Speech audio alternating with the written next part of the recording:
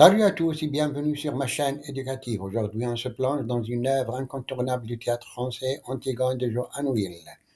Dans cette vidéo, je vous proposerai un sujet de production écrite avec une correction détaillée pour vous entraîner à l'examen. Alors, restez bien jusqu'au bout.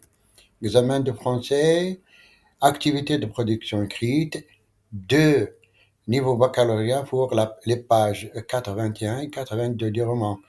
J'ai fait l'activité de projection écrite numéro 1 pour ces pages 20, 81 et 82. Maintenant, une production écrite sur ces deux pages 81 et 82 du roman. Sujet: le personnage d'Antigone incarne la rébellion face à l'autorité, tandis que Créon représente le devoir et l'ordre établi. Selon vous, ce conflit est-il inévitable? Discutez en vous appuyant sur des arguments tirés de l'œuvre et sur des exemples issus de votre réflexion personnelle. Je répète le sujet. Le personnage d'Antigone incarne la rébellion face à l'autorité, tandis que Créon représente le devoir et l'ordre établi. Selon vous, ce conflit est-il inévitable? Discutez en vous appuyant sur des arguments tirés de l'œuvre, sur des exemples issus de votre réflexion personnelle. L'introduction. La pièce Antigone de Johann Will met en scène un conflit déchirant entre Antigone et Créon, illustrant l'opposition entre la rébellion individuelle et le devoir envers l'État. Antigone, fidèle à ses convictions, défie l'édit de Créon pour honorer son frère Polynice, tandis que Créon, roi pragmatique, incarne la nécessité de maintenir l'ordre et la stabilité. La confrontation atteint son paroxysme dans un échange où Créon implore Antigone de céder, arguant quand il a déjà assez souffert.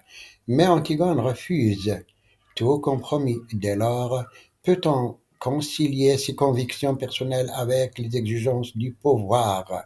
Où le bonheur exige-t-il des compromis?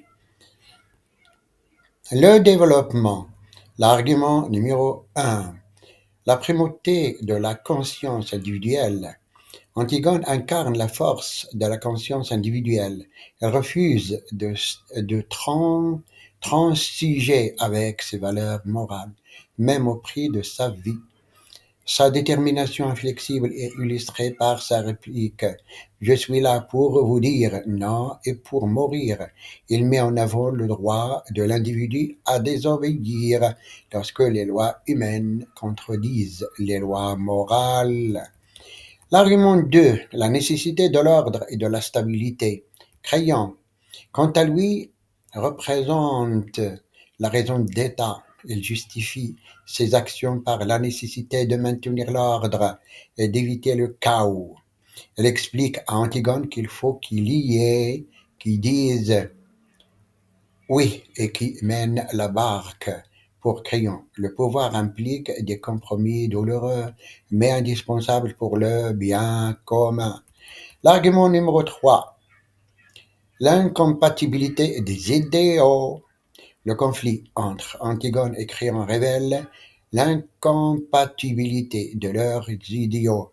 Antigone ne veut rien apprendre de Créon car il a dit oui. Elle rejette toute forme de compromis et préfère la mort à la soumission. Cette intransigeance conduit inévitablement à la tragédie. Conclusion.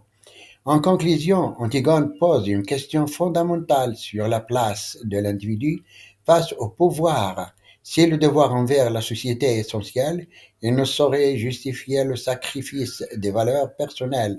Antigone, par son refus du compromis, incarne une forme de résistance face à l'oppression. Nous invitons à réfléchir sur les limites de l'obéissance et la nécessité de défendre nos convictions, même au prix de notre vie. Finalement, j'espère que cette vidéo vous a aidé à mieux comprendre cet extrait d'Antigone et à vous préparer efficacement pour votre examen. likez, abonnez-vous, activez la cloche pour ne rien manquer des prochaines vidéos. À très bientôt, la chaîne éducative.